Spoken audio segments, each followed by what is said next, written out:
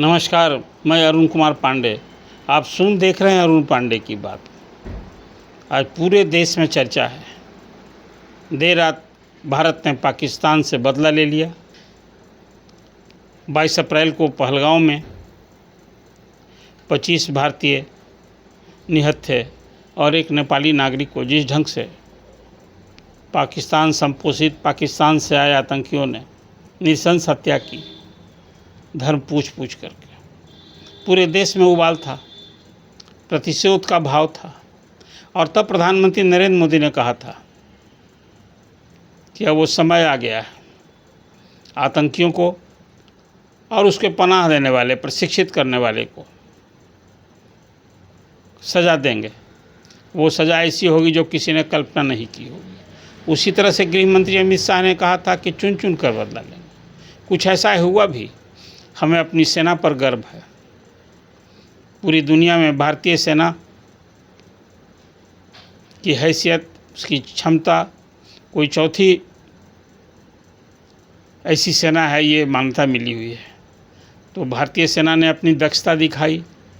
रात में 1 बजे के बाद 25 मिनट में पाकिस्तान और पाकिस्तान अधिकृत कश्मीर में 9 आतंकी ठिकानों पर स्ट्राइक किया और आतंकी ठिकाने को नेस्त नाबूद कर दिया।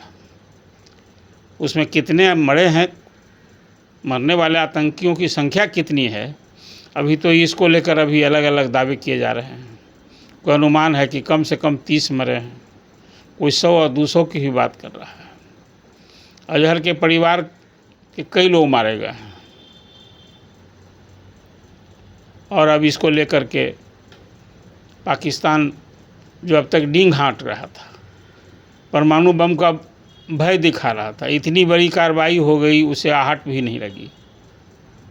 पंजाब में जहाँ के शहबाज शरीफ रहने वाले हैं, उनके भतीजी वहाँ की सीएम है, वहाँ भी सेना ने कार्रवाई की और आतंकी ठिकानों को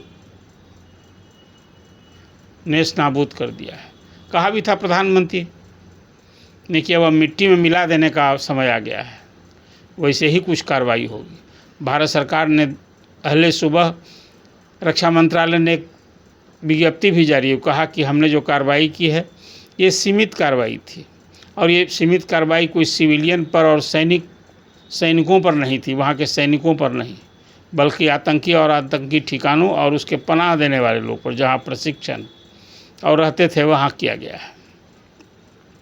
ये भारत ने अपनी क्षमता दिखाई और भारत ने दिखाया है कि जो उसको आँख दिखाएगा उसको आँख निकाल लेगा। और ये संदेश भी दिया है कि सुधरो बदलो वरना अंजाम भुगतने को तैयार होगा। लगे हाथ कई देशों की प्रतिक्रिया है, अमेरिका के राष्ट्रपति की भी प्रतिक्रिया है, और कहा कि भाई जो कार्रवाई हुई उसकी तो अमेरिका ने भी एक तरह से समर्थन ही किया, लेकिन आगे फिर कोई और युद्ध न भर के पाकिस्तान अपनी ओर से रिटेलिएशन में कुछ न करे, ताकि फिर भारत को तो रुकना मुश्किल होगा। प्रधानमंत्री ने कल ही कह दिया था कि भाई अब तो हम किसी के कहने से रुकने वाले नहीं हैं।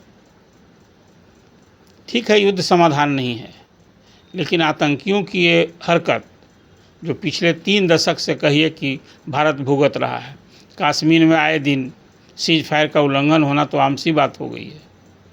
और कितनी आतंकी घटनाएं हुई, चाहे वो मुंबई की घटना हो और फिर संसद पर हमले की घटना हो, भारत सहता रहा। लेकिन इस बार जो तेवर दिखाया है प्रधानमंत्री नरेंद्र मोदी ने, जो कहा वैसा किया है, अब इसे ये उम्मीद की जानी चाहिए, हालांकि उम्मीद है नहीं कि पाकिस्तान सुधर जाएगा। देखिए, पड़ोसी तो बदल नहीं सकता है, पड़ोसी उसकी हरकत है, कुछ करता है त्याग, उसको कबूलता नहीं है। सारा आतंकी गतिविधियां वहीं से संचालित होती है। सीमा पार आतंकवाद से तो भारत परेशान है और दुनिया के सारे मंच से, चाहे वो यूएन हो, कहीं भी हो, सब जगह ये बात उठाता रहा है। और अब इसका तो अधिसंख्य मुस्लिम देश ने भी समर्थन किया है। जो सैन्य कार्रवाई हुई, किसी ने भी पहलगांव की घटना का चीन छोड़ करके, चीन की प्रतिक्रिया कुछ कहिए कि पाक समर्थित ही थी। हालांकि पहलगांव की घटना की उसने भी निंदा की। लेकिन उसका रवैया कुछ अभी भी है भी, उससे चीन की पाकिस्तान से ज़्यादा निकटता है और हमारे लिए भी समस्या है।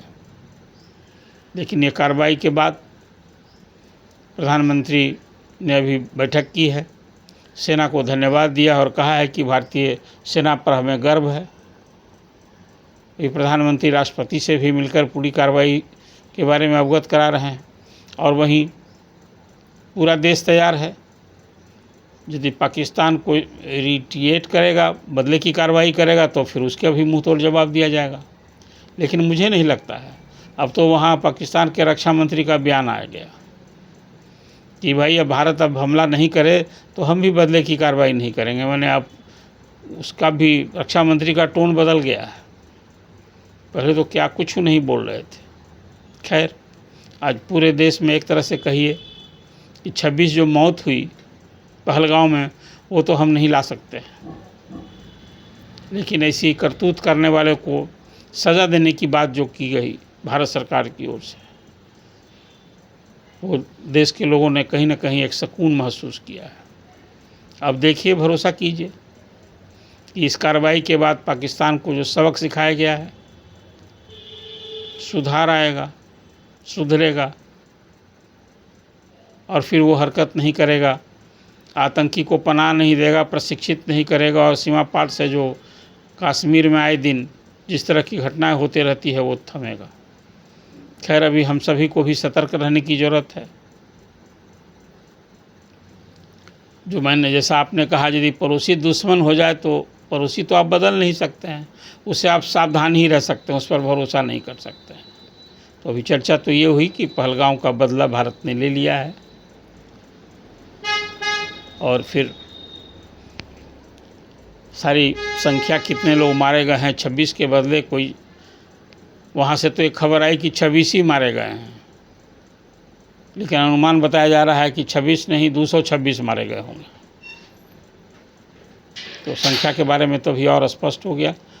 भारतीय सेना की ओर से ये सब कुछ जानकारी दी गई है, कार्रवाई क्यों हो गई, 9 आतंकी ठिकानों पर कहाँ कहाँ कार्रवाई हुई। अब वो कार्रवाई किस प्रकार हुई, ड्रोन से हुआ, मिसाइल से हुआ कि वहाँ प्लेन हेलीकॉप्टर गया, ये सब विवरण नहीं दिया गया है। हालांकि वहाँ के चश्मदीद कह रहे हैं कि ड्रोन आया था 4 और वो बम गिरा दिया, बहुत दहशत है वहाँ, ये सब हो रही बात। तो कुल मिला जुला कर अभी आगे भी चर्चा इस पर होगी। ये चर्चा आपको कैसी लगी, आप कमेंट कीजिए और आपकी क्या अपेक्षा है भारत सरकार से। ये कार्रवाई जो की, मुझे तो लगता है कि कहीं ना कहीं पीओके को मिलाना, बलूचिस्तान को फिर एक अलग करना, कुछ इस तरह की कार्रवाई की जानी चाहिए। बलूचिस्तान तो ऐसे ही वहाँ अलगाव कहिए कि अलग स्वतंत्र देश बनाने की मांग कर रहा है। तो खुद पाकिस्तान आंतरिक समस्या से जूझ रहा है, लेकिन पड़ोसी भारत से ही वो हमेशा दुश्मनी का भाव रह के यहाँ समस्या पैदा करता है। तो इस पर कमेंट कीजिए और अरुण पांडे की बात को सब्सक्राइब कीजिए। धन्यवाद। अगर आपको ये खबर अच्छी लगी तो चैनल को सब्सक्राइब करना नहीं भूलें और बेल आइकन जरूर दबाएं।